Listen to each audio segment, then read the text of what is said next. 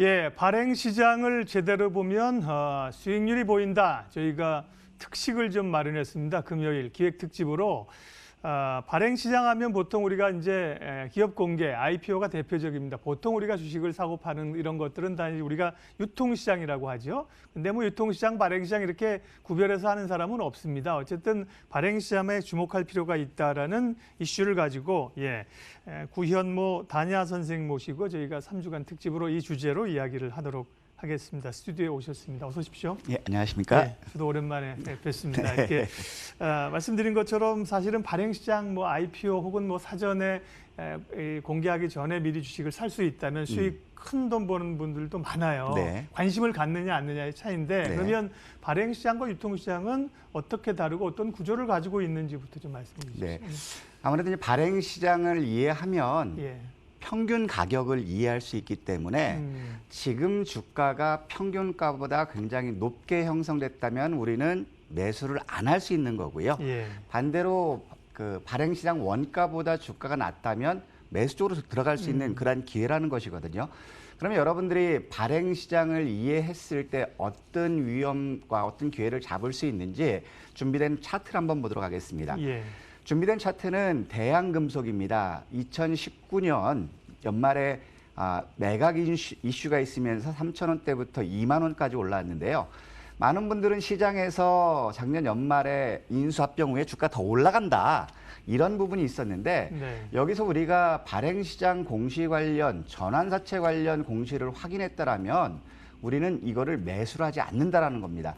왜냐하면 작년 연말 보면 주가는 15,000원, 16,000원대 있었지만은 17회차 발행시장의 만기가 2019년 12월 17일부터 12월 31일까지입니다. 근데 주당 발행 가격이 얼마냐면 3,727원입니다. 그러면 주가가 16,000원대 차이가 크기 때문에 이런 것들을 매수했을 때는 3,727원짜리 800만 주가 시장에 풀렸을 때는 주가가 4,000원 부근까지는 하락할 요인이 있다는 겁니다. 그리고 이런 상황에서 가격을 판단하면 매수에 나서지 않기 때문에 손실을 해지할 수 있다는 것. 이런 부분들이 발행시장을 이해하면 여러분들한테 가장 큰 도움이 되는 방편으로 사용할 수 있습니다.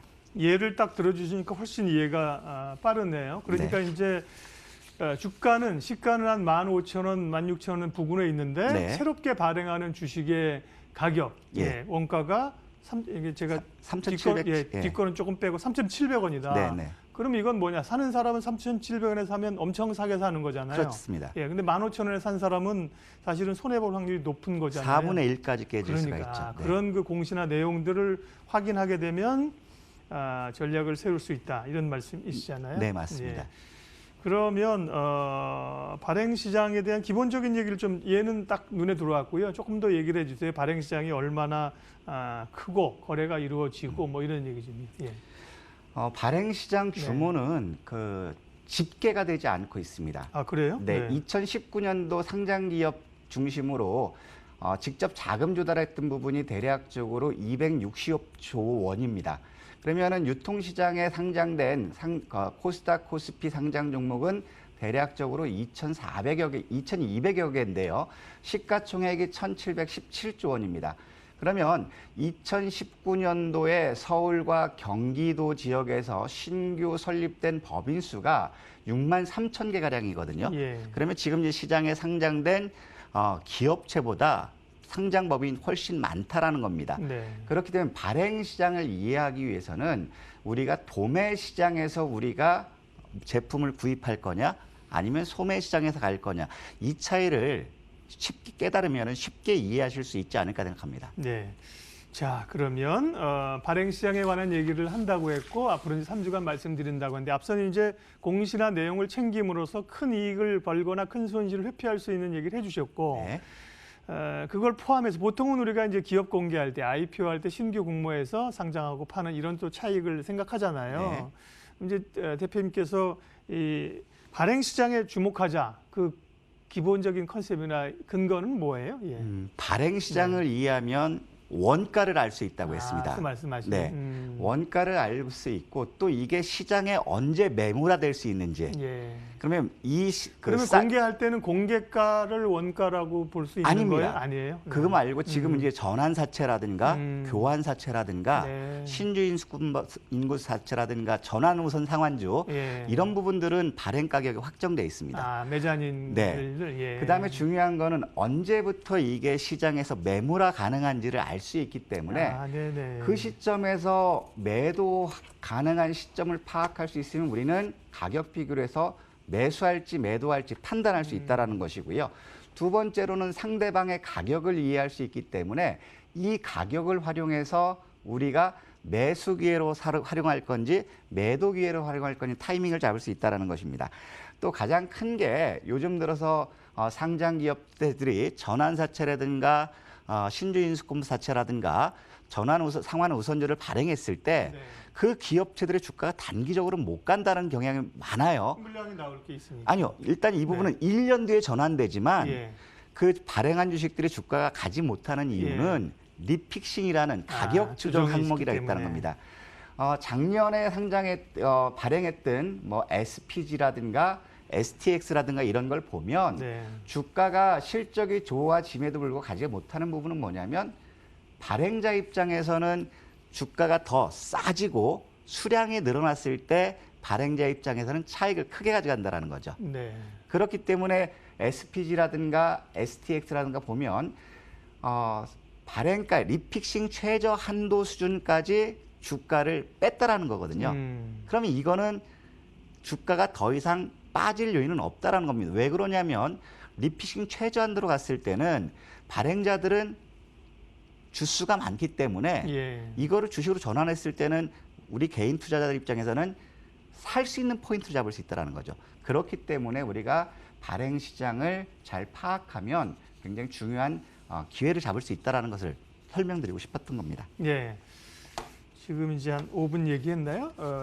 이해가 됐습니다. 이제 우리가 왜냐하면 이제 착각하는 게 유통시장, 발행시장 하면 주로 이제 기업 공개 IPO를 대표적으로 생각하거든요. 그래서 어떻게 좋은 기업을 주식도 별로 못 봤지만 개인들이 들어가서 사서 상장하고 오르면 팔 거냐인데 이게 그게 아니고, 그게 아니고 기본적으로 이제 발행이라고 하는 게 신규 상장보다는 오늘 말씀하시는 게 기존의 기업들이 전환사채나 혹은 뭐 BW나 이런 이 주식 관련 증권을 발행하면서 나타날 수 있는 수급이나 그 가격을 보고 이 전략이나 매도 기회를 삼을 수 있다. 네, 맞습니다. 이겁니다. 그러면 결국은 그런 기존 상장된 기업들이 그 발행시장 관련돼서 어떤 공시를 하느냐를 결국은 공시를 가지고 확인할 수밖에 없는 거잖아요. 네, 맞습니다. 어떻게 활용을 해야 됩니까? 일단 발행시장 공시, 많은 투자자들이 공시를 수시로 확인하시는 분도 있지만 공시가 뭐냐고 물어보시는 분들도 있어요. 그러면 이제 그 발행시장, 즉 자본을 조달해서 신주로 상장될 수 있는 전환사채 발행 공시를 예를 들면은 굉장히 길게 나와 있습니다. 하지만 길지만 거기서 우리가 눈여겨봐야 될 포인트들이 핵심적으로 있다라는 겁니다. 그러면 예를 들어 좀 봐주세요. 준비된 화면 하나 보도록 하겠습니다. 첫 번째는 이 회사, 어떤 회사가 발행하는지 이제 발행 회사가 나오고요. 그다음에 여기를 보면 이제 회차가 나옵니다. 이게 1회차인지 첫 번째 하는 건지 13번째인지 100번째인지 이 회차가 많은 거는 그만큼 자본 조달을 많이 했기 때문에 이 부분은 자금 조달을 신주 발행을 통해서 나가기 때문에 이게는 기존 투자자들한테는 좀 불리한 조건이거든요. 회차가 많은 것들은 좀 피해가야 되는 게 맞고요. DMS라는 기업의 전환사채 발행 공시를 봅니다. 회차는 13회차고요. 70억을 발행했습니다. 우금형 이권부, 하여튼 3호 전환사채 여기만 주목하시면 됩니다. 그다음에 이제 자금 용도가 어떤 용도인지 지금 이거는 그 운용 자금이 아니라 타법인 취득입니다. 70억이죠. 이 부분을 이제 중요하게 봐야 되고요. 두 번째 가장 또 잘 봐야 되는 게 얼만큼 싸게 조달하는지. 이자가 쿠폰이 0이라는 거는 회사 입장에서는 타인 자본을 가져왔지만 이자 비용이 없다라는 거예요. 그렇죠. 싸게 발행하는 거죠. 그러니까. 회사 입장에서는 굉장히 유리한 조건이라는 겁니다. 그다음에 봐야 될 건 뭐냐면 전환 가격. 밑에 보면 여기 보면 전환 가격이 5,350 이게 있죠. 그러면 이거는 최초 발행 가격이기 때문에 확정된 가격은 아닙니다. 예. 그러면 조건을 봐야 되겠죠.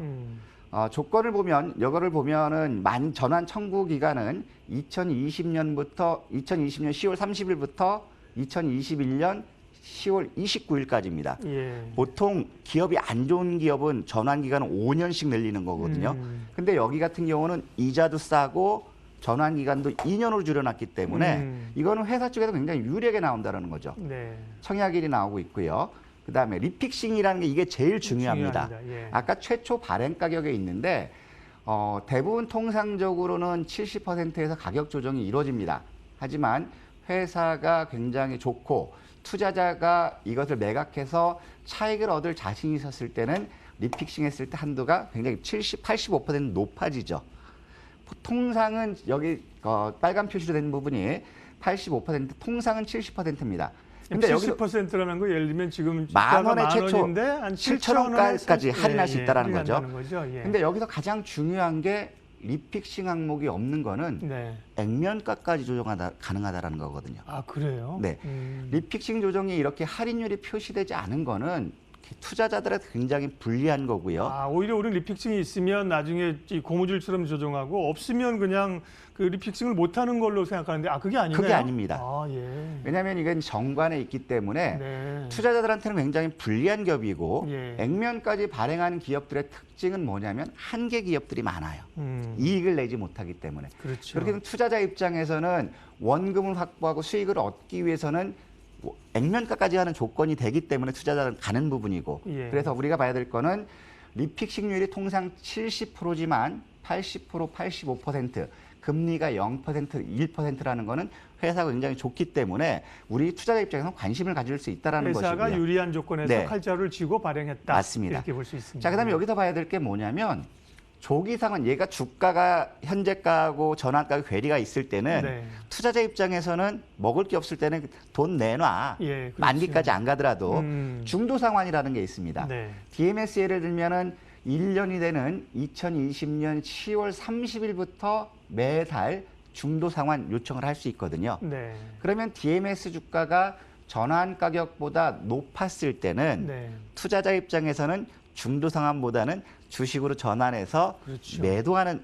그런 방법을 택하겠죠. 네. 그럼 회사 입장에서는 부채가 예. 자본으로 들어오기 때문에 자본 개선 효과도 있다라는 거죠. 주가를 올려야 되는 거죠. 그렇죠. 네. 그렇기 때문에 이런 부분들을 우리가 네. 잘 이해해야 되고 네. 두 번째 마지막으로 봐야 될 게 이제 누가 투자했느냐. 예. 보통 많이 하는 게 이제 투자 조합으로 해서 많이 나오고 있거든요. 예. 투자 조합이라든가 전문 투자기관, 그렇죠. 증권수라든가 저축은행이라든가 네. 자문사라든가 창투사라든가 이런 쪽들이 있고 또 법인, 일반 법인이라든가 기타 법인이 있을 예. 수 있고요. 세 번째는 개인인데 일반 개인일 수도 있고 특수관계이라든가 최대적 관계는 특수관계인이 될 수 예. 있거든요. 근데 여기 보면은 라종주라는 부분이 70억을 투자했는데 네. 회사와 관계는 아무 관계가 없게 나와요. 아, 관계가 표시가 예. 되겠네요. 일면 뭐 없다라고 대주주나 나왔고. 이렇게 표시할 때 네. 없다라고 나오네요. 그렇죠. 그다음에 두 번째 봐야 할 게 뭐냐면 아까 쿠폰은 금리가 0%였습니다. 0%였어요. 그다음에 만기 수익률은 1%였거든요. 예. 그러면 회사 입장에서는 굉장히 좋은 조건인데 라종주라는 개인이 회사에 거금 70억을 왜 투자했을까요? 네. 뭐 좋아 보여서 주식 회사가 전환할 좋아 수 있다. 보이니까. 네. 그렇죠. 나중에 주식 전환할 수 있다고 그렇죠. 생각했겠죠. 그다음에 지금 이런 것들은 예. 어떤 상황에서 많이 나오냐면은 회사의 실적이 좋아지는 그러한 기업체들 지금까지는 이익률이 다소 둔화됐지만 예. 신규 사업이라든가 이런 부분들에서 이 회사의 이익률이 좋아지는 기업들에서 이런 조건이 많이 들어간다는 뭔가 거죠. 회사의 내용을 아는 사람이 투자했다는 그렇죠. 거죠. 예. 그러면 이렇게 회사의 유리한 조건으로 70억이나 100억이나 자본이 조달됐다라는 거는 그만큼 주가의 상승을 기대한다는 요인이 크다라는 것이죠. 그렇기 때문에 여기서 우리가 봐야 될 것은 DMS 예를 들었을 때 리픽싱 가격을 확인했을 때 현재 주가가 리픽싱 한도 수준에 있다라면 이거는 투자자 입장에서 주식으로 전환시켜서 시장에서 매각 차익을 얻을 그런 기대가 높기 때문에 이런 발행들은 굉장히 좋다. 하지만 금리가 높고 할인 리픽싱 조항이 없는 것들 그런 것들은 우리가 가급적 피하자. 그렇기 때문에 발행시장만 안다면 우리가 매수 단가를 찾을 수 있는 장점이 있다라는 겁니다. 오늘 굉장히 저도 공부 많이 했는데 여러분들 저는 이제 그 발행시장 하니까 앞서 이제 선입관이 뭐 IPO를 생각하는데 그게 아니라요. 전환사채, 뭐 신주인수법 이거 관련해서 굉장히 중요한 얘기를 오늘 많이 해주셔서 저도 큰 도움이 됐고요. 아마 한번 들으시면 잘 모르실 수 있습니다. 유튜브 같은 데서 오늘 내용 좀 계속해서 이해될 때까지 한번 들어보시고요. 이제 또 앞으로 오셔서 오늘 못다한 얘기들, 추가적인 이야기들은 이어서 하도록 하겠습니다. 예, 다냐 선생님 오늘 함께했어요. 고맙습니다. 네, 감사합니다. 예, 마케돈 1부 마치겠습니다. 구체적인 시장 이야기는 잠시 후 2부에 이어가도록 하죠. 고맙습니다.